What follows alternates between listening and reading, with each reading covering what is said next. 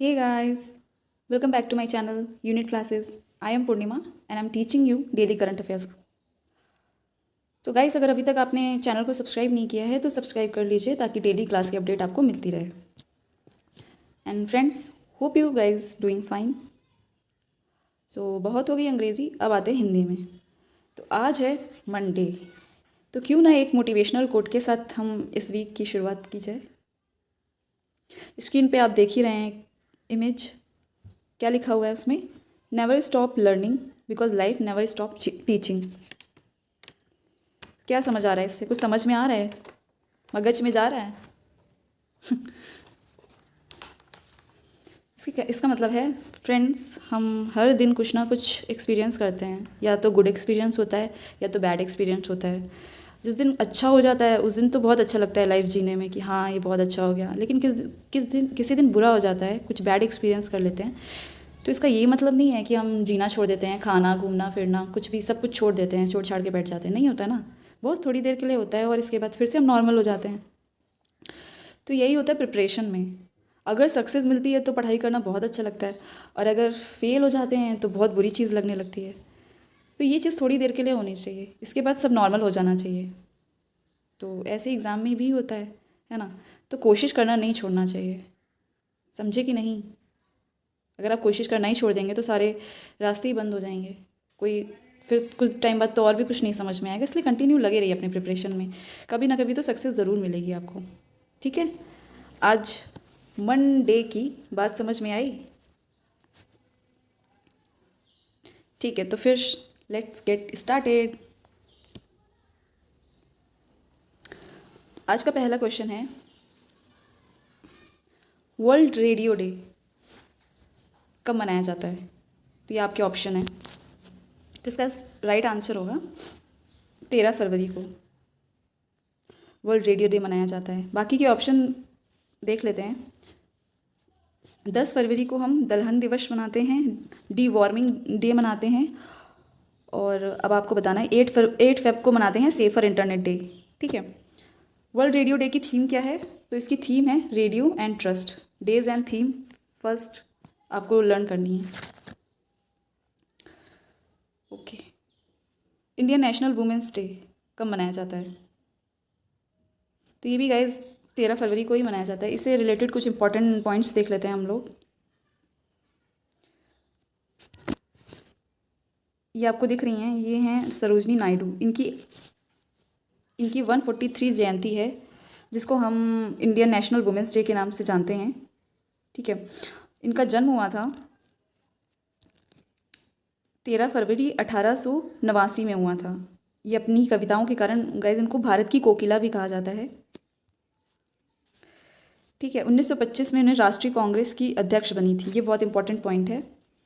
सविनय अवज्ञा आंदोलन और भारत छोड़ो आंदोलन का भी नेतृत्व किया है इन्होंने. और महिला भारत संघ की स्थापना 1917 में इन्होंने की थी. ठीक है. तो इसका राइट आंसर होगा 13 फरवरी. भारतीय प्रतिभूति और विनिमय बोर्ड ने किसकी अध्यक्षता में निवेश संरक्षण व शिक्षा कोष पर अपनी सलाहकार समिति का गठन किया है, पुनर्गठन किया है? तो इसका राइट आंसर होगा जी महालिंगम. ठीक है. तो इसके कुछ इंपॉर्टेंट पॉइंट्स देख लेते हैं. ये 8 सदस्यीय समिति है, और इस समिति के पहले अध्यक्ष जो हैं इब्राहिम कोशी ने की थी. और जो सेबी का मुख्य जो मेन पर्पस क्या होता है, तो उसका मेन पर्पस ये होता है कि जो सेबी का मुख्य लक्ष्य होता है, तो जो शेयर बाजार्स होते हैं तो उनको प्रोटेक्शन प्रदान करता है, और जो भी वहाँ के इन्वेस्टर्स होते हैं उन्हें किसी भी जैसे स्कैम हो गया, धोखाधड़ी हो गया, उससे बचाना होता है. मेन मोटो ये होता है. और जितने भी ये कंपनीज़ हैं, जो भी बिजनेस होते हैं, कंपनी स्टार्टअप या बड़ी बड़ी कंपनियां होती हैं, तो वो निगरानी का काम करता है. ठीक है. उन पे निगरानी रखता है, मनी लॉन्ड्रिंग वगैरह, कहीं कुछ गड़बड़ नहीं हो रहा है, कहीं कुछ करप्शन नहीं हो रहा है कंपनी या उसमें बिजनेस वगैरह में, तो बस वही वही देखता है. बहुत अच्छा काम होता है इसका. ठीक है. तो सेबी का जो अध्यक्ष हैं वो हैं अजय त्यागी, और इसका गठन हुआ था 12 अप्रैल 1992. मुख्यालय है मुंबई, महाराष्ट्र. ये 3 पॉइंट आपके लिए बहुत इंपॉर्टेंट है. इनमें से एक ना एक तो क्वेश्चन पूछ ही लेता है हर, और या तो इसका फुल फॉर्म पूछ लेगा. ठीक है. Security exchange board of India इसका फुल फॉर्म है. द इकोनॉमिस्ट इंटेलिजेंट यूनिट के अनुसार डेमोग्राफी इंडेक्स 2021 में भारत का स्थान क्या था? तो इसका राइट आंसर होगा 46वें स्थान पे था भारत। ठीक है, ये कुछ इंपॉर्टेंट 1 to 10 आपको दिए गए हैं। फर्स्ट में था नॉर्वे, और सेकंड में न्यूजीलैंड, और थर्ड में फिनलैंड। ठीक है, कभी कभी 10th नंबर पूछ लेता है तो उसमें स्विट्ज़रलैंड था। और हाँ, कभी कभी ये भी पूछ लेता है कि सबसे लास्ट में कौन आया था, मतलब तो जो सबसे लास्ट में जिसने अचीव किया है, स्विट्ज़रलैंड। 10th तक ही पूछेगा, इतना लास्ट में नहीं पूछेगा। ठीक है, इसके इंपॉर्टेंट पॉइंट्स देख लेते हैं। IEU का हेडक्वार्टर कहाँ है? London, UK। MD रॉबिन ब्यू, और इसकी स्थापना हुई थी 1946। 10th तक ही पूछता है, मे बी लास्ट तो 46 तो यही हो गया। इसके कुछ और भी इंपॉर्टेंट पॉइंट्स थे।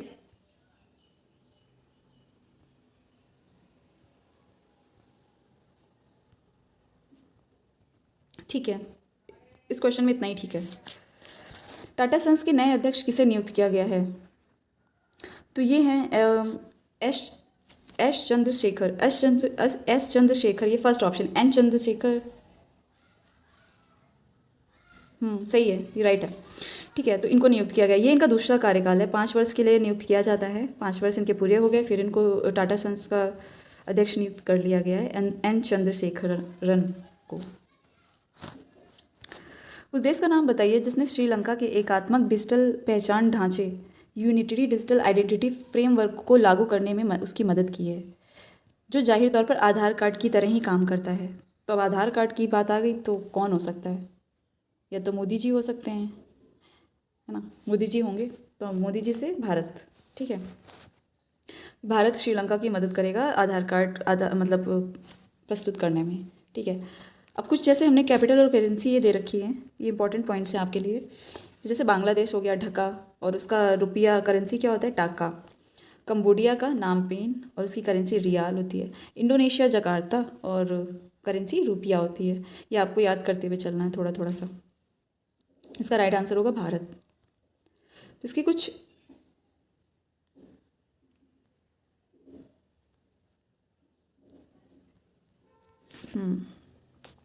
नेशनल प्रोडक्टिविटी डे कब मनाते हैं? राष्ट्रीय उत्पादकता दिवस कब मनाया जाता है? इसका राइट आंसर आपको बताना है। इसका राइट आंसर होगा 12 फरवरी को हम ये दिवस मनाते हैं। ठीक है, 2 फरवरी को हम क्या मनाते हैं? World wetland day. 12 जनवरी को क्या मनाते हैं? Youth day. 4 जनवरी को हम कैंसर डे मनाते हैं। ठीक है, तो इससे रिलेटेड कुछ इंपॉर्टेंट पॉइंट्स देख लेते हैं। नेशनल प्रोडक्टिविटी डे से रिलेटेड, ये इसके जो NPC के जो महानिदेशक हैं वो हैं अरुण कुमार। इसकी स्थापना हुई थी 1958, और मुख्यालय दिल्ली में है। और इस वाणिज्य व उद्योग मंत्रालय के जो मंत्री हैं वो श्री पीयूष गोयल हैं। ठीक है, उत्पादक संस्कृति को बढ़ावा देने के लिए इसको सेलिब्रेट करते हैं, जो भी।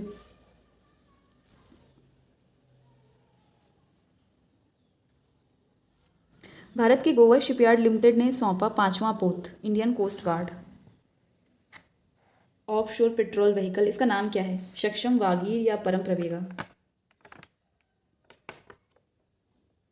तो इसका राइट आंसर होगा सक्षम। इसका नाम है सक्षम। ठीक है, मतलब इनके द्वारा क्या था कि 5 शिपयार्ड की डील हुई थी, जिनमें से 4 तो पहुंच गए हैं, अब 5वां ये सक्षम है। ठीक है, जो इनको मिल चुका है। उस स्मॉल फाइनेंस बैंक SFB का नाम बताइए जिसने हाल ही में फरवरी 2022 में पूरे भारत में स्वास्थ्य बीमा उत्पादों को वितरित करने के लिए आदित्य बिरला हेल्थ इंश्योरेंस के साथ एक बैंक इंश्योरेंस समझौते पर हस्ताक्षर किया। हेल्थ इंश्योरेंस के लिए पूरे भारत में हेल्थ स्वास्थ्य बीमा उत्पादों को डिस्ट्रीब्यूट करने के लिए बैंक इंश्योरेंस के समझौते पर 2 लोगों ने हस्ताक्षर किया। एक तो स्मॉल फाइनेंस बैंक, उत्कर्ष स्मॉल फाइनेंस बैंक, और दूसरी थी आदित्य बिरला इंश्योरेंस। ठीक है, उत्कर्ष प्लस आदित्य बिरला ने पूरे भारत में स्वास्थ्य बीमा उत्पादों को वितरित करने के लिए बैंक इंश्योरेंस समझौते पर हस्ताक्षर किया। ये आपको याद रखना है। अब इससे रिलेटेड कुछ पॉइंट्स देख लेते हैं। जैसे आदित्य बिरला हेल्थ इंश्योरेंस की स्थापना कब हुई थी? 2015 में। हेडक्वार्टर कहाँ है? मुंबई। CEO हैं मयंक बाथवाल। उत्कर्ष फाइनेंस बैंक के जो MD एंड CEO हैं मिस्टर गोविंद सिंह हैं।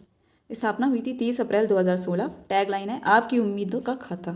टैगलाइन आपको याद रखना है, जैसे कि ज़रूरी नहीं कि आप सुपर टेट का ही पेपर या यूपी टेट का ही देने जा रहे हो, कभी कभी क्या पता आपका सिलेक्शन बैंक में हो जाए, तो फिर बैंक में तो इस टाइप के क्वेश्चंस बहुत आते हैं कि टैगलाइन क्या है और यहाँ के मतलब कब स्थापना हुई, ऐसा पूछ लेते हैं। ये भी पूछ लेते हैं, सबसे ज़्यादा वो पूछते हैं हेडक्वार्टर कहाँ पे है। ठीक है, ये आपको याद रखना है इतना। 2021 सतत विकास सस्टेनेबल डेवलपमेंट इंडेक्स में भारत की रैंक क्या है? तो भारत की रैंक है 120, इसमें रैंक है। ठीक है, फिनलैंड ने टॉप किया है, सेकंड में है स्वीडन, थर्ड में है डेनमार्क, फोर्थ है जर्मनी, फिफ्थ है बेल्जियम, लास्ट कौन है? सेंट्रल अफ्रीका रिपब्लिक ने लास्ट पोजीशन ग्रैब की है इसमें। ठीक है, ये आपको याद रखना है कि इसमें भारत सस्टेनेबल डेवलपमेंट इंडेक्स 2021 में इसकी भारत की रैंक 120 है। कृषि नेटवर्क के ब्रांड एम्बेसडर किसे बनाया गया है? तो वो इसका राइट आंसर होगा, कृषि नेटवर्क के ब्रांड एम्बेसडर पंकज अडवाणी को बनाया गया है। ठीक है, अमिताभ बच्चन को मेडी बडी हेल्थ इंडिया का बनाया गया है। अक्षय कुमार को उत्तराखंड के स्वच्छ भारत अभियान का बनाया गया है ब्रांड एम्बेसडर। अब कृषि नेटवर्क से रिलेटेड पॉइंट्स देखते हैं। इसकी स्थापना हुई थी 2018 में। MD CEO हैं आशीष मिश्रा और हेडक्वार्टर है न्यू दिल्ली में। इसका उद्देश्य है, मतलब बेसिकली ये लोग जो ये एक स्टार्टअप है जिसके माध्यम से जो किसानों के प्रॉब्लम्स होते हैं या फिर कोई डाउट्स होते हैं तो वो उनको उनके लिए सॉल्यूशन प्रोवाइड करेगा। ठीक है, और ये इसे स्टार्टअप को IIT खड़गपुर के जो पूर्व छात्र हैं एलुमनाई, तो उनका स्टार्टअप है ये। ठीक, ESPN क्रिक इन्फो अवार्ड टेस्ट बैटिंग से सम्मानित किया गया। तो ये हमारे पंत जी दिख रहे हैं, ऋषभ पंत जी, तो इन्हीं को सम्मानित किया गया है। ठीक है, इसका राइट आंसर होगा ऋषभ पंत। एक क्वेश्चन हम आपसे करते हैं, उसका आंसर आप कमेंट बॉक्स में दीजिएगा। क्वेश्चन लिख देती हूँ, हैंड राइटिंग बहुत ख़राब है। कि सूचना के अधिकार मतलब RTI, राइट टू इन्फॉर्मेशन, प्रतिक्रिया के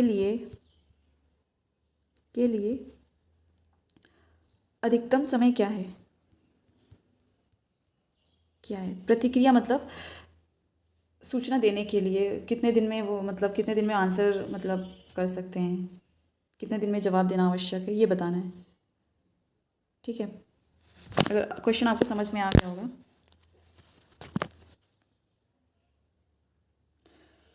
सो गाइस, आज के लिए बस इतना ही। एक क्वेश्चन कोई छूट गया है, मेरे दिमाग में ऐसा आ रहा है, कोई तो क्वेश्चन छूटा हुआ है।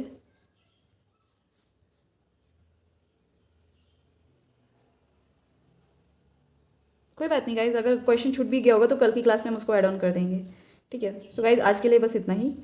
और ये कोटेशन आप याद रखना है, बहुत बहुत हेल्प करेगी आपको मोटिवेट करने के लिए। तो गाइज अभी तक अगर आपने हमारे चैनल को सब्सक्राइब नहीं किया है तो आप सब्सक्राइब करिए, लाइक करिए, शेयर करिए वीडियोज़ को, अगर वीडियोज़ पसंद आ रहे हैं आपको तो। ठीक है, और सारी प्लेलिस्ट तैयार है और वीकली करंट अफेयर्स का वीडियो भी अपलोड कर दिया गया है, तो आप चैनल पे जाके देख सकते हैं उसको, वो भी बहुत इंपॉर्टेंट है। उसमें पूरा वीक का आपको सार मिलेगा।